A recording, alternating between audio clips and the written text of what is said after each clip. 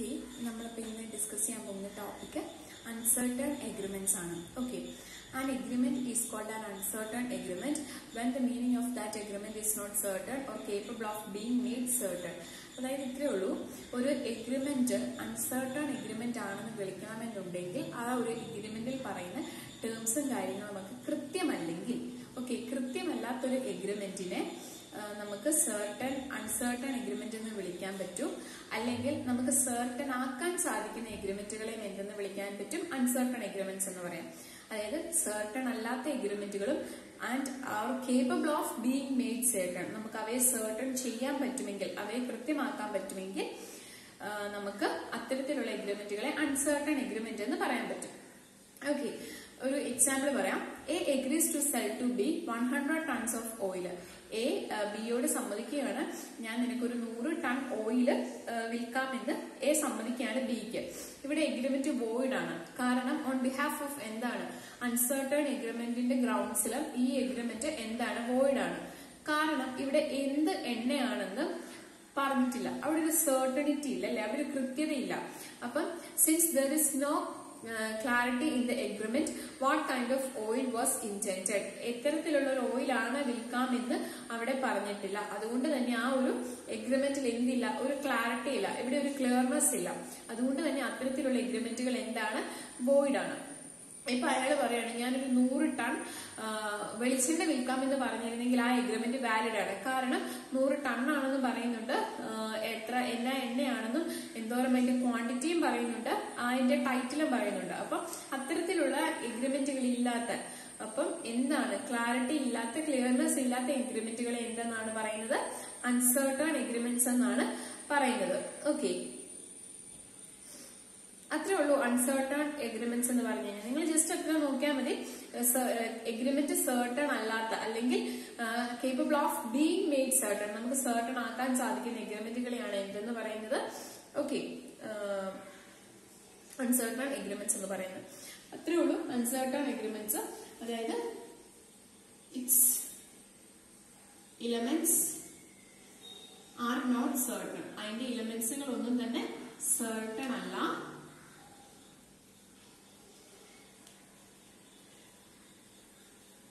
അതുപോലെ തന്നെ അവ എന്താണ്, capable of being made certain ആണ്, ബീങ് മെയ്ഡ് സർട്ടൺ ആണ്. ഓക്കെ, ഇത്രേ ഉള്ളൂ അൺസർട്ടൺ എഗ്രിമെന്റ്സിന്റെ കാര്യത്തിൽ നോക്കുകയാണെങ്കിൽ. അടുത്തത് വേഗറിംഗ് എഗ്രിമെന്റ്സ് ആണ്. വേഗറിംഗ് എഗ്രിമെന്റ്സ്. ഓക്കെ, വേഗറിംഗ് എഗ്രിമെന്റ്സ് ഡിഫൈൻ ചെയ്യുന്ന സെക്ഷൻ കോൺട്രാക്ട് ആക്ടിന് പ്രകാരം വേഗറിനെ ഡിഫൈൻ ചെയ്യുന്നില്ല. നമുക്ക് നോക്കാം.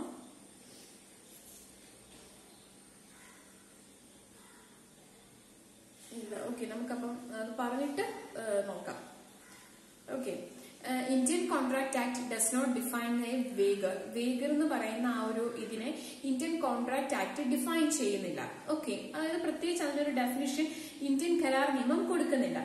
എ വേഗറിംഗ് എഗ്രിമെന്റ് എന്ന് പറഞ്ഞാൽ ഇത്രേ ഉള്ളൂ, ആൻ എഗ്രിമെന്റ് അണ്ടർ വിച്ച്, കാരണം നിങ്ങളുടെ ഈ ഒരു ഇതിനകത്ത്, ഈ PDF-നകത്ത് കുറച്ച് ബോൾഡ് ആയിട്ട് എഴുതിയിരിക്കുന്നത്, അതായത് അങ്ങനത്തുള്ള സെന്റൻസുകൾ നിങ്ങൾ പഠിച്ചാൽ മതി. ഓക്കെ, ഇപ്പം സർ വില്യം ആൻസൺ ആണ് അതിനെ ഡിഫൈൻ ചെയ്തിരിക്കുന്നത്, അത് പഠിക്കണം എന്ന് നിർബന്ധമൊന്നുമില്ല. ജസ്റ്റ് എന്താണ് വേഗറിംഗ് എഗ്രിമെന്റ് എന്ന് പഠിച്ചാൽ മതി. അത് കുറച്ച് ബോൾഡ് ആയിട്ടുള്ള ഇതില്, ബോൾഡ് എന്ന് ഉദ്ദേശിച്ച് ക്യാപിറ്റൽ ലെറ്റർ അല്ല, അല്ലാതെ കുറച്ച് ഓവർ ഡാർക്കൻഡ് ആയിട്ട് കൊടുത്തിട്ടുണ്ട്, അത് നിങ്ങൾ പഠിക്കാം. ഓക്കെ, അപ്പൊ വേഗറിംഗ് എഗ്രിമെന്റ് എന്ന് പറഞ്ഞാൽ is an agreement under which money or money's worth is payable by one person to another on happening or non-happening of a future certain event, uncertain event. Okay, sorry. അപ്പൊ ഭാവിയിലേക്ക് നടക്കേണ്ട, ഒരു കൃത്യമല്ലാത്ത, ഒരു കൃത്യതയില്ലാത്ത, ഭാവിയിലേക്ക് നടക്കാനും നടക്കാതിരിക്കാനും സാധ്യതയുള്ള ഒരു ഇവന്റിന്മേൽ, ഒരു കാര്യത്തിന്മേൽ, അതായത് അൺസർട്ടൺ ആയിട്ടുള്ള ഒരു കാര്യത്തിന്മേൽ എഗ്രിമെന്റിലുള്ള ഒരു വ്യക്തി അതിന് മണിയോ അല്ലെങ്കിൽ മണിയുടെ ഈക്വൽ ആയിട്ട് വേർത്ത് ഉള്ള ഒരു എമൗണ്ടോ കൊടുക്കാമെന്ന് അല്ലെങ്കിൽ അത്തരത്തിൽ നൽകാമെന്ന് പറഞ്ഞ് എഗ്രിമെന്റിൽ ഏർപ്പെടുകയാണെങ്കിൽ അത്തരത്തിലുള്ള എഗ്രിമെന്റിനെയാണ് എന്തെന്ന് പറയുന്നത്, വേഗറിംഗ് എഗ്രിമെന്റ് എന്ന് പറയുന്നത്. ഒന്നും കൂടി പറയാം. Wagering agreement is an agreement. അതൊരു എഗ്രിമെന്റ് ആണ്. Under which money or money's worth is payable. ഒന്നെങ്കിൽ രൂപയോ അല്ലെങ്കിൽ ആ രൂപയ്ക്ക് തത്തുല്യമായിട്ട് മൂല്യമുള്ള മറ്റേതെങ്കിലും വസ്തുവോ കൊടുക്കാമെന്ന് സമ്മതിക്കുകയാണ്. ആര്? By one person. ആ ഒരു എഗ്രിമെന്റിലുള്ള ഒരു വ്യക്തി മറ്റേ വ്യക്തിക്ക് രൂപയോ അല്ലെങ്കിൽ രൂപയ്ക്ക് തുല്യമായിട്ട് മൂല്യമുള്ള മറ്റേതെങ്കിലും വസ്തുവോ കൊടുക്കാമെന്ന് സമ്മതിക്കുകയാണ്. എന്തിനു വേണ്ടി? On the happening or non happening of the future uncertain event. കൃത്യമല്ലാത്ത ഭാവിയിലേക്ക് നടക്കാനും നടക്കാതിരിക്കാനും സാധ്യതയുള്ള ഒരു കാര്യത്തിന്റെ രൂപ കൊടുക്കുകയാണ്. രൂപയ്ക്ക് തുല്യമായിട്ടുള്ള ഒരു വസ്തു കൊടുക്കുകയാണെങ്കിൽ അത്തരത്തിലുള്ള എഗ്രിമെന്റുകളെയാണ് എന്തെന്ന് പറയുന്നത്? വേഗറിംഗ് എഗ്രിമെന്റ്സ് എന്ന് പറയുന്നത്. നമുക്കൊരു എക്സാമ്പിൾ പറഞ്ഞാൽ, A and B bet as to whether. അതായത് എയും ബിയും തമ്മിൽ ഒരു ബെറ്റിൽ ഏർപ്പെടുകയാണ്. It would rain on a particular day or not. അതൊരു പ്രത്യേക ദിവസം അല്ലെങ്കിൽ അടുത്ത ഇപ്പം എയും ബിയും തമ്മിൽ ഒരു ഇടുകയാണ്. ഒരു മൺഡേ ആണ് ഒരു ബെറ്റിൽ ഏർപ്പെടുന്നതെങ്കിൽ എയും ബിയും അങ്ങോട്ടും ഇങ്ങോട്ടും പറയണേ സാറ്റർഡേ മഴ പെയ്യാനും മഴ പെയ്യാതിരിക്കാനും സാധ്യതയുണ്ട്. അപ്പൊ എ പറയുകയാണ് സാറ്റർഡേ ശനിയാഴ്ച മഴ പെയ്യുകയാണെങ്കിൽ ഞാൻ നിനക്ക് 100 രൂപ തരാമെന്നും, ബി പറയുകയാണ് മഴ പെയ്തില്ലെങ്കിൽ ഞാൻ അങ്ങോട്ട് 100 രൂപ തരാമെന്ന് പറയുകയാണ്. അപ്പം ഇത്തരത്തിലുള്ള എഗ്രിമെന്റുകൾ എന്താണ്? ഇത്തരത്തിലുള്ള എഗ്രിമെന്റിനെയാണ് വേഗർ എന്ന് പറയുന്നത്. ഓക്കെ, എക്സാമ്പിൾ ക്ലിയർ ആയെന്ന് വിചാരിക്കൂ. എയും ബിയും തമ്മിൽ മൺഡേ ഒരു ബെറ്റിൽ ഏർപ്പെടുകയാണ്. ശനിയാഴ്ച മഴ പെയ്യുമെന്ന് പറഞ്ഞാണ് അവർ ബെറ്റിൽ ഏർപ്പെടുന്നത്. അപ്പൊ എ പറയുകയാണ് ശനിയാഴ്ച മഴ പെയ്യുകയാണെങ്കിൽ എ ബിക്ക് 100 രൂപ കൊടുക്കാമെന്നും, ശനിയാഴ്ച മഴ പെയ്തില്ലെങ്കിൽ എന്താണ് ബി തിരിച്ച് 100 രൂപ എക്ക് കൊടുക്കാമെന്നുമാണ് പറയുന്നത്. അപ്പൊ ഇവിടാണ് എന്ത്? മഴ പെയ്യുവോ മഴ ശനിയാഴ്ച മൺഡേയിൽ നോക്കുമ്പോൾ ശനി എന്താണ്? ഒരു ഫ്യൂച്ചർ ഡേറ്റ് ആണ് അല്ലെ, അല്ലെങ്കിൽ ഒരു ഫ്യൂച്ചർ ഡേ ആണ്. അപ്പം അന്ന് മഴ എന്ന് പറയുന്ന ഒരു സംഭവം എന്താ? പെയ്യാനും പെയ്യാതിരിക്കാനും സാധ്യതയുണ്ടല്ലേ. നമുക്ക് കൃത്യമായിട്ട് പറയാൻ പറ്റില്ല മഴയൊന്ന് പെയ്യും അല്ലെങ്കിൽ മഴയൊന്നും പെയ്യില്ല എന്ന് നമുക്ക് പറയാൻ പറ്റില്ല. അപ്പൊ അതാണ് ഭാവിയിലേക്ക് നടക്കേണ്ട കൃത്യമല്ലാത്തൊരു സംഭവം നടക്കാനും നടക്കാതിരിക്കാനും സാധ്യതയുള്ള കാര്യത്തിന് വേണ്ടി എഗ്രിമെന്റിൽ ഏർപ്പെടുന്ന വ്യക്തികൾ അങ്ങോട്ടും ഇങ്ങോട്ടും വാഗ്ദാനം കൊടുക്കുന്നതിനാണ് എന്തെന്ന് പറയുന്നത്? വേഗറിംഗ് എഗ്രിമെന്റ് എന്ന് പറയുന്നത്. ഓക്കെ, ക്ലിയർ ആണെന്ന് വിചാരിക്കുന്നു. അതിൽ എസെൻഷ്യൽസ് ഉണ്ട്. Essentials of a wagering agreement. Essentials of ഒരു വേഗറിംഗ് എഗ്രിമെന്റ് ആണ് എന്ന് പറയണമെങ്കിൽ അതിന് കുറച്ച് എസെൻഷ്യൽസ് ഉണ്ട്. നമ്മൾ കോൺട്രാക്ട് പഠിച്ചപ്പോൾ കണ്ടല്ലേ, valid essentials of A contract പഠിച്ചു. അപ്പൊ ഓഫറിന്റെ പഠിച്ചു എന്ന് പറഞ്ഞു. ഇതുപോലെ തന്നെ വേഗറിംഗ് എഗ്രിമെന്റ്സിനും എന്തുണ്ട്? എസെൻഷ്യൽസ് ഉണ്ട്. അതിൽ ഫസ്റ്റ് എസെൻഷ്യൽ എന്താണ്? അൺസർട്ടൺ ഇവന്റ് ആണ്. ഒരു കൃത്യമല്ലാത്ത ഒരു ഇവന്റ് അവിടെ മസ്റ്റ് ആയിട്ടും ഉണ്ടായിരിക്കണം. Second point, mutual chances of getting loss and mutual chance ആയിരിക്കണം. അതായത് ഒരുപോലെ ആയിരിക്കണം അവരുടെ ചാൻസ്. നഷ്ടമാണേലും ലാഭമാണേലും ഒരുപോലെ നഷ്ടവും ഒരുപോലെ ലാഭവും ആയിരിക്കണം. മ്യൂച്വൽ, അതായത് ഒരുപോലെയുള്ള ചാൻസ് ആയിരിക്കണം. തേർഡ് പോയിന്റ് എന്ന് പറയുന്നത് neither party to have control over the event. അതായത് അതിൽ ഏതെങ്കിലും രണ്ട് വ്യക്തികൾക്കും ഓക്കെ ആ ഒരു ഇവന്റിന്മേൽ ആ ഒരു സംഭവത്തിന്മേൽ കൺട്രോൾ ഉണ്ടാവാൻ പാടില്ല. കൺട്രോൾ ഉണ്ടാവണം. To have control over the other event.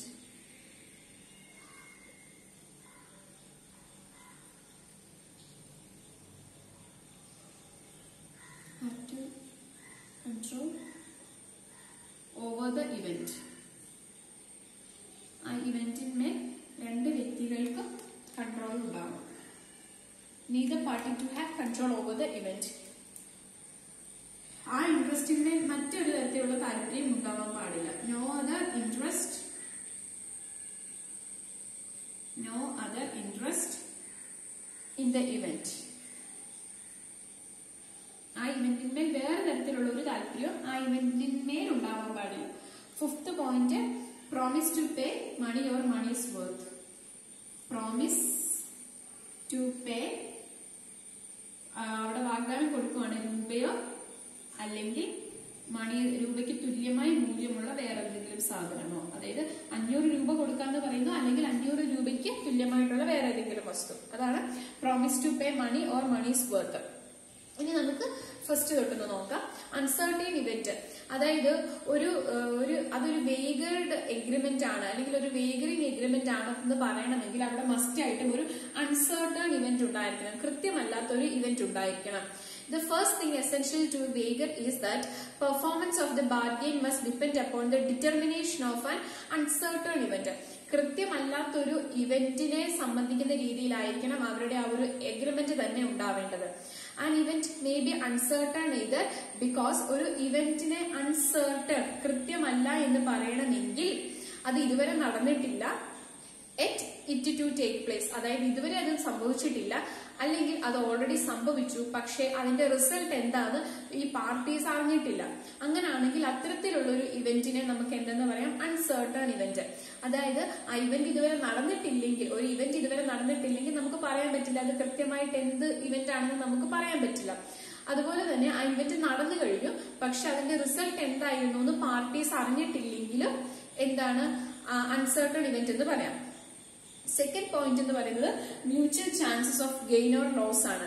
ഇത് സെക്കൻഡ് എസെൻഷ്യൽ ഫീച്ചർ. അതായത് ഒരു എഗ്രിമെന്റ് വേഗറിംഗ് എഗ്രിമെന്റ് ആണെന്ന് പറയണമെങ്കിൽ അവിടെ mutual chances of gain or loss ഉണ്ടായിരിക്കണം. Okay. The second, the determination of the contemplated event, each party should stand to win or lose. അതായത് ജയിക്കാനും തോൽക്കാനും സാധ്യതയുണ്ട് അല്ലെ. If either of the parties may win, cannot lose, it is not a wagering agreement. അതായത് അവിടെ ജയിക്കാനും തോൽക്കാനുമുള്ള mutual chance ആണ്. രണ്ട് കൂട്ടർക്ക് അവിടെ ജയിക്കാനുമുണ്ട് അല്ലെങ്കിൽ നഷ്ടപ്പെടാനുമുണ്ട്. If either of the party may win but cannot lose, അതായത് ഏതെങ്കിലും ഒരു പാർട്ടി ജയിക്കും പക്ഷെ നഷ്ടപ്പെടാൻ പറ്റില്ല എന്നുള്ള രീതിയിലാണെങ്കിൽ അത്തരത്തിലുള്ള എഗ്രിമെന്റ് ഒന്നും എന്താണ്? വേഗറിംഗ് അല്ല. തേർഡ് പോയിന്റ് എന്ന് പറയുന്നത് neither party to have control over the event. Neither party should have control over the happening of the event one way or other. If one of the parties have event in his own hand, the transaction lacks an essential ingredient of a wager. അതായത് നമ്മൾ പറഞ്ഞു ആ ഒരു event എന്ന് പറയുന്നത് എന്താ? മഴ പെയ്യുന്നതാണ് event എങ്കിൽ ആ രണ്ട് വ്യക്തികൾക്കും ആ ഇവന്റിന്മേൽ എന്തെങ്കിലും ചെയ്യാൻ പറ്റുമോ? ഇല്ല. ഓക്കെ. ആ ഇവന്റിന്മേൽ ആർക്കെങ്കിലും ഒരാൾക്ക് ആ ഇവന്റിന്മേൽ ഇതുണ്ടെങ്കിൽ ഇപ്പൊ ഒരാൾക്ക് മഴ നമുക്ക് പറയാൻ പറ്റുമോ? ആർക്കെങ്കിലും വിചാരിച്ചാൽ മഴ പെയ്യിപ്പിക്കാൻ പറ്റുമെന്ന്? ഇല്ല. അപ്പൊ അത് നമുക്ക് ആർക്കും പ്രെഡിക്റ്റ് ചെയ്യാൻ പറ്റുന്ന ഒരു ഇവന്റ് അല്ല അല്ലെ. അപ്പൊ ഏതെങ്കിലും ഒരു പാർട്ടിക്ക് അയാളുടെ കൈകളിൽ ആ ഇവന്റ് പറ്റുമെങ്കിൽ അത്തരത്തിലുള്ള ട്രാൻസാക്ഷൻസ് ആണെങ്കിൽ അതൊരു വേഗറിംഗ് ആണെന്ന് പറയാൻ പറ്റില്ല. കാരണം ഒരു വേഗറിംഗ് ട്രാൻസാക്ഷനിൽ എന്ത് പാടില്ല? ആ ഒരു ഇവന്റിന്മേൽ രണ്ട് വ്യക്തികൾക്കും കൺട്രോൾ ഉണ്ടാവാൻ പാടില്ല. ഓക്കെ.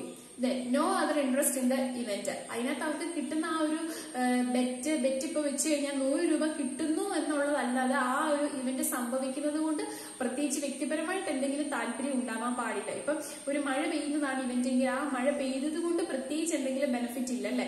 പക്ഷെ അതിന്മേൽ ബെറ്റ് വെക്കുവാണെങ്കിൽ നമുക്കൊരു ഇവന്റ് നമുക്കൊരു ലാഭമുണ്ട്. അതാണ് പറയുന്നത് no other interest in the event.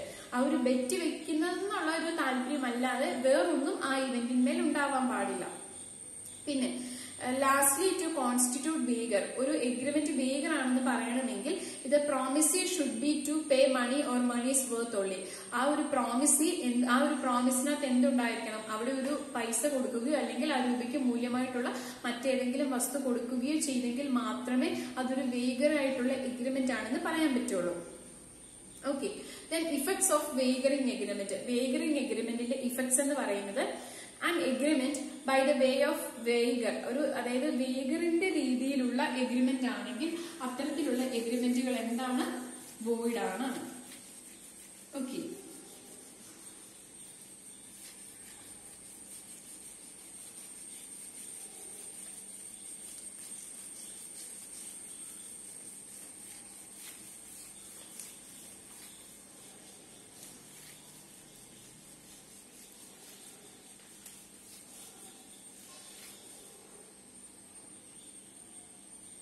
അതായത് ഇഫക്ട്സ് ഓഫ്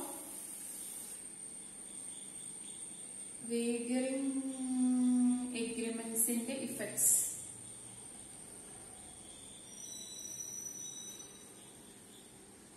ഒന്ന് എന്താണ്?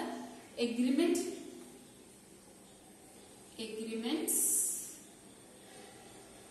by the way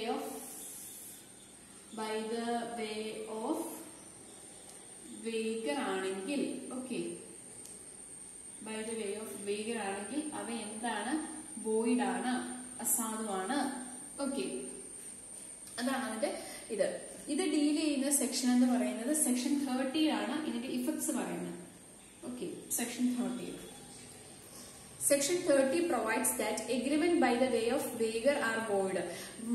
വേഗറിന്റെ രീതിയിൽ ആരെങ്കിലും തമ്മിൽ എഗ്രിമെന്റിൽ ഏർപ്പെട്ടാൽ അത്തരത്തിലുള്ള എഗ്രിമെന്റുകൾ എന്താണ്? വോയിഡ് ആണെന്നാണ് പറയുന്നത്.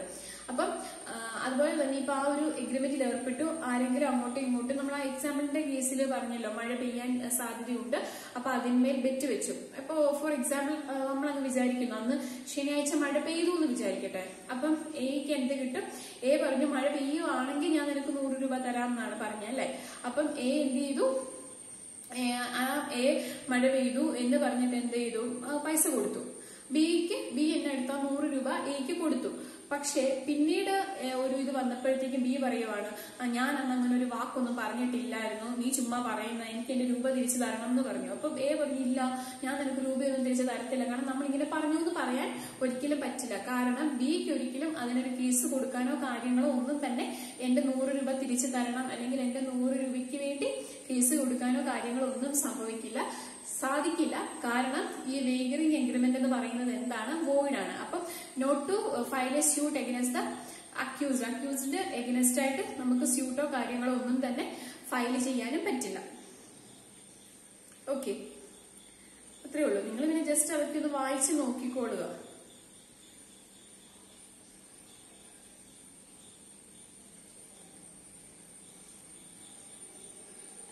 ഇനി പിന്നെ നമുക്ക് അടുത്തത് നോക്കാനുള്ളത്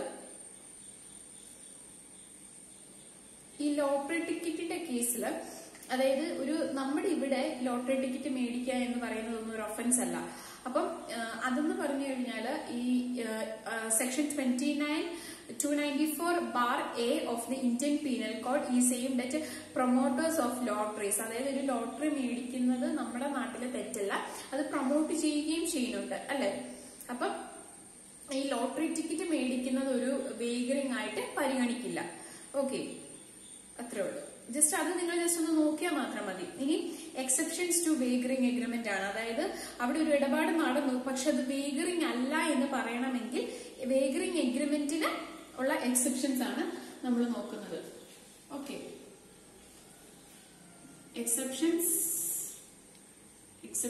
to wagering, exceptions of wagering എഗ്രിമെന്റിന്റെ എക്സെപ്ഷൻസ് എന്തൊക്കെയാണ്?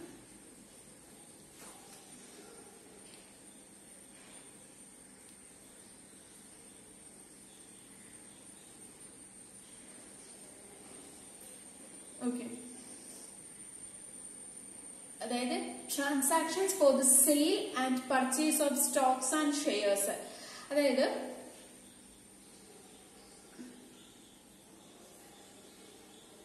ട്രാൻസാക്ഷൻസ് ഇടപാടുകള്, transactions for the sale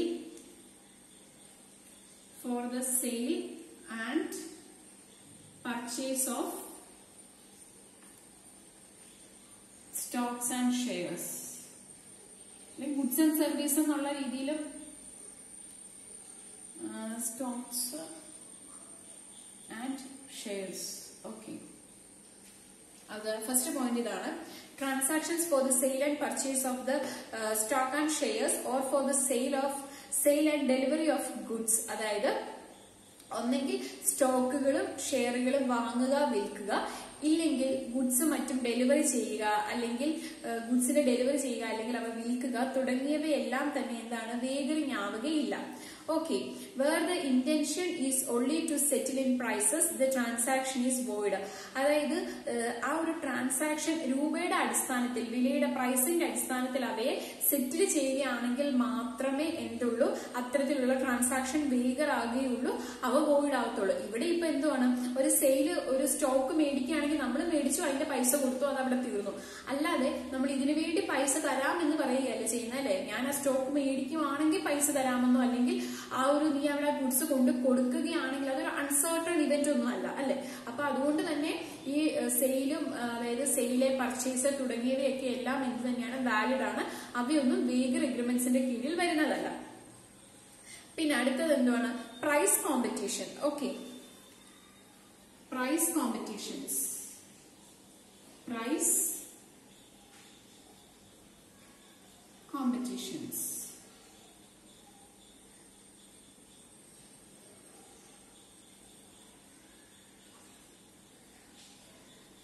Okay. Price competitions. Price competitions which are games of skill. അതായത് പ്രൈസ് കോമ്പറ്റീഷൻ എന്ന് പറഞ്ഞു കഴിഞ്ഞാൽ ഒരു കഴിവിന്റെ ഇതിൽ കിട്ടുന്നതാണ്. For example picture or cross world puzzles, athletic competitions etcetera. അതായത് നമ്മൾ പടം വരയ്ക്കാനോ അല്ലെങ്കിൽ ഈ പസിൽസ് ഒക്കെ ഉണ്ടല്ലോ, പസിൽസ് ഒക്കെ സോർട്ട് ചെയ്യുക, സോൾവ് ചെയ്യുക, അത്ലറ്റിക്, ഓട്ടം, ചാട്ടം, അങ്ങനെയൊക്കെയുള്ള competitions etcetera. This is an agreement to enter into a wrestling contest in which winner was to be rewarded by the entire sale proceeds of a ticket was held not to be wagering contract. അതായത് ഇത്രേ ഉള്ളൂ. അതായത് ഒരു wrestling കോണ്ടസ്റ്റിൽ, അതായത് ഒരു ഗുസ്തിയൊക്കെ പിടിക്കാൻ വേണ്ടിയിട്ട് enter ചെയ്യുന്ന എഗ്രിമെന്റുകൾ എന്ന് പറയുന്നത്, അതായത് അപ്പം ആ ഒരു ടിക്കറ്റിന്റെ സെയിൽ പ്രൊസീഡ്സ് ആണ് കൊടുക്കുന്നത്. അതായത് ഇപ്പൊ ഒരാളോട് പറയുകയാണ് നിങ്ങൾ ഒരു കോണ്ടസ്റ്റിലേക്ക്, റെസ്ലിംഗ് കോണ്ടസ്റ്റിലേക്ക് എൻ്റർ ചെയ്യുന്നതിന് വേണ്ടിയിട്ട് എഗ്രിമെന്റ് ഏർപ്പെടുകയാണ്. അപ്പൊ അയാൾ ആ റെസ്ലിംഗ് കോണ്ടസ്റ്റ് ജയിക്കുകയാണെങ്കിൽ അയാൾക്ക് കിട്ടുന്ന ആ ഒരു വിന്നറിന് കിട്ടുന്ന റിവാർഡ് എന്ന് പറയുന്നത് entire sales proceeds of the ticket. ആ ടിക്കറ്റ് വിറ്റ് കിട്ടിയ കാശ് മുഴുവൻ. ഇപ്പൊ ഈ ഒരു കോണ്ടസ്റ്റ് നടത്തുമ്പോൾ ആൾക്കാർക്ക് എന്ത് ചെയ്യും, ടിക്കറ്റ് വെച്ചിട്ടാണ് ആൾക്കാരെ കയറ്റുന്നത് അല്ലെ. അപ്പം ആ ടിക്കറ്റ് വിറ്റ് കിട്ടിയ കാശ് മുഴുവനാണ് എന്ത്, ഈ റെസ്ലിംഗ് കോണ്ടസ്റ്റിന് ജയിച്ച ആൾക്ക് കൊടുക്കാൻ പോകുന്ന റിവാർഡ് എന്ന് പറയുന്നത്. ഓക്കെ, അപ്പൊ അങ്ങനെയാണെങ്കിൽ അത്തരത്തിലുള്ള സ്റ്റേറ്റ്മെന്റ്, അത്തരത്തിലുള്ള ഈ കോമ്പറ്റീഷൻസ് ഒന്നും തന്നെ എന്താണ്, വേഗറിംഗ് കോൺട്രാക്ട് അല്ല. ഓക്കെ, അത് അയാള് ഇത് ചെയ്തു, അയാൾ ജയിച്ചു. അപ്പം അവരാ കാശ് എന്ന് പറയുന്ന ടിക്കറ്റ് വിട്ടതിന്റെ കാശ് അവർ കൊടുക്കുന്നു എന്ന് മാത്രമേ ഉള്ളൂ. അപ്പം ഇത്തരത്തിലുള്ള എഗ്രിമെന്റുകളൊക്കെ എന്താണ്, വാലിഡ് തന്നെയാണ്. അവയൊന്നും വേഗറിംഗ് എഗ്രിമെന്റ്സിന്റെ അല്ലെങ്കിൽ വേഗർ എഗ്രിമെന്റ്സിന്റെ കീഴിൽ വരികയില്ല. ഓക്കെ, തേർഡ് പോയിന്റ് എന്ന് പറയുന്നത് an agreement to contribute a price of the value of above 500 to be awarded to the winner of a horse race. അതായത് contribute to winner, contribute to winner.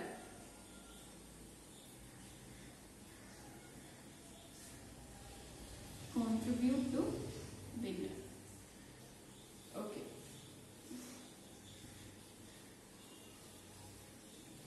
അതായത് an agreement, ഒരു എഗ്രിമെന്റിൽ ഏർപ്പെടുകയാണ്. അതായത് to contribute to a plate or prize of the value of above ₹500. അതായത് ഒരു 500 രൂപയ്ക്ക്, അതായത് 500 രൂപയ്ക്ക് കൂടുതലുള്ള, അതായത് 500 രൂപയേക്കാൾ കൂടുതലുള്ള ഒരു പ്രൈസ് കൊടുക്കാമെന്ന് എഗ്രിമെന്റിൽ ഏർപ്പെടുകയാണ്. അതായത് ഇപ്പൊ ഒരു ഹോഴ്സ് റേസ് നടത്തുന്നു, ഹോഴ്സ് റേസിൽ ജയിക്കുന്ന ആ വിന്നറിന് 500 രൂപയേക്കാൾ കൂടുതൽ വിലയുള്ള, അത് ചിലപ്പോൾ 600 ആയിരിക്കാം, 700 ആയിരിക്കാം, എന്തായാലും 500 രൂപയേക്കാൾ മുകളിലുള്ള പ്രൈസ് കൊടുക്കാമെന്ന് ഒരു എഗ്രിമെന്റിൽ ഏർപ്പെടുകയാണെങ്കിൽ അത് ഒരു നോർമൽ എഗ്രിമെന്റ് ആണ്. അത് വേഗറിംഗ് ഒരു എഗ്രിമെന്റ് അല്ല.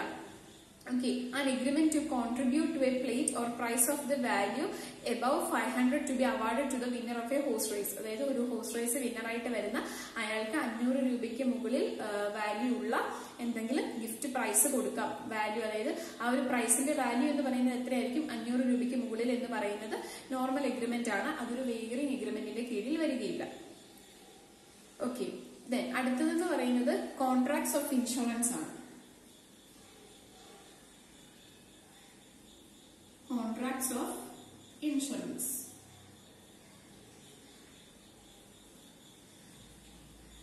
Okay.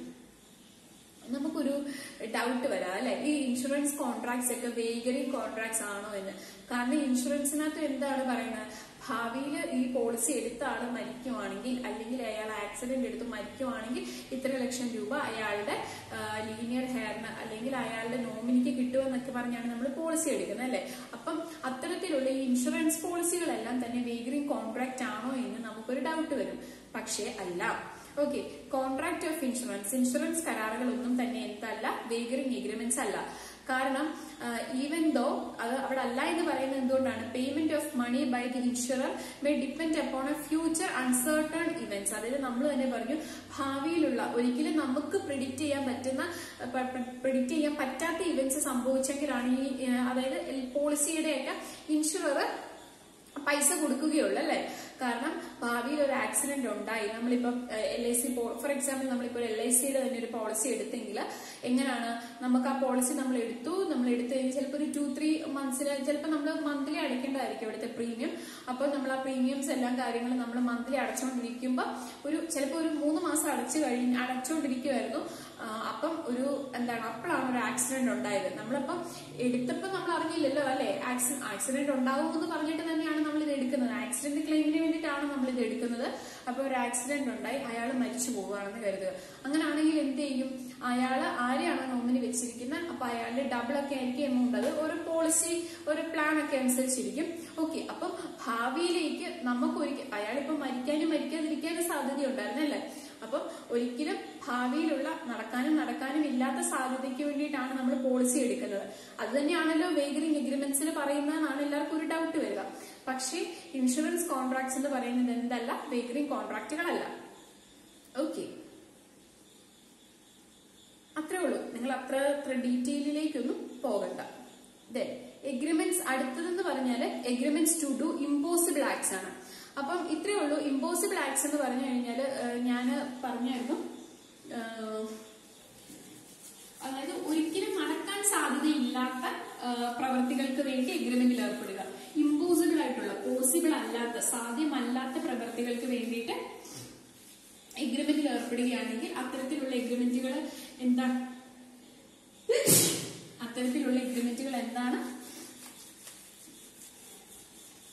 void ആണ്. Okay,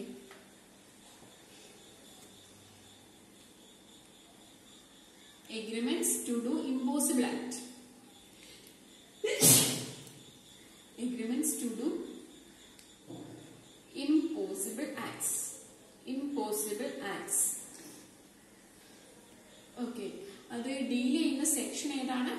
section 56. അതിന്റെ ഇതെന്താണ്? വോയിഡ് ആണ്. ഓക്കെ, ഇത്ര മാത്രം നോക്കിയാൽ മതി.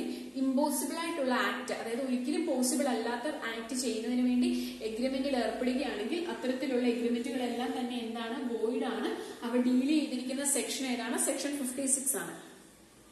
Section 56 of the Indian Contract Act declares that an agreement to do no act impossible in itself is void. അതായത് ഒരു ആക്ട്, ആ ആക്ടിൽ അല്ലെങ്കിൽ ആ ഒരു എഗ്രിമെന്റിൽ തന്നെ അറിയാം ആ ഒരു പ്രവൃത്തി ഒരിക്കലും നടപ്പാക്കാൻ സാധിക്കില്ല എന്ന് അറിഞ്ഞിട്ട് പോലും ആ ഒരു എഗ്രിമെന്റിൽ ഏർപ്പെടുകയാണെങ്കിൽ അത്തരത്തിലുള്ള എഗ്രിമെന്റുകൾ വോയിഡ് ആണ്. ഒരു എക്സാമ്പിൾ പറഞ്ഞാൽ A agrees with B, A ബിയുമായിട്ട് സമ്മതിക്കുകയാണ് ടു ഡിസ്കവർ ട്രഷർ ബൈ മാജിക്കിലൂടെ നീതി കണ്ടെത്തുക എന്ന് പറഞ്ഞിട്ട് ഒരു എഗ്രിമെന്റിൽ ഏർപ്പെടുകയാണെങ്കിൽ ആ എഗ്രിമെന്റ് ഇറ്റ്സെൽഫ് തന്നെ എന്താണ്? വോയിഡ് ആണ്. ഓക്കെ,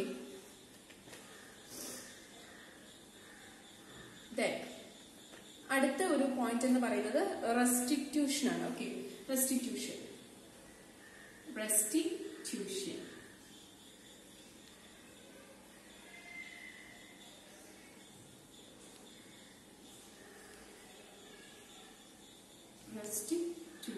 ഓക്കെ, റെസ്റ്റിറ്റ്യൂഷൻ എന്ന് പറയുന്നത് സെക്ഷൻ 65 ആണ്. Okay, section 65 of the Indian contract act ആണ് റെസ്റ്റിറ്റ്യൂഷൻ എന്താന്ന് പറയുന്നത്. റെസ്റ്റിറ്റ്യൂഷൻ എന്ന് പറഞ്ഞു കഴിഞ്ഞാൽ റിട്ടേൺ, തിരിച്ചു കൊടുക്കുക, റിട്ടേൺ ചെയ്യുക. ഓക്കെ, റിട്ടേൺ അല്ലെങ്കിൽ റീസ്റ്റോറേഷൻ, തിരിച്ചു കൊടുക്കുക, തിരിച്ച് സ്റ്റോർ ചെയ്യുക, റീസ്റ്റോറേഷൻ. ഓക്കെ,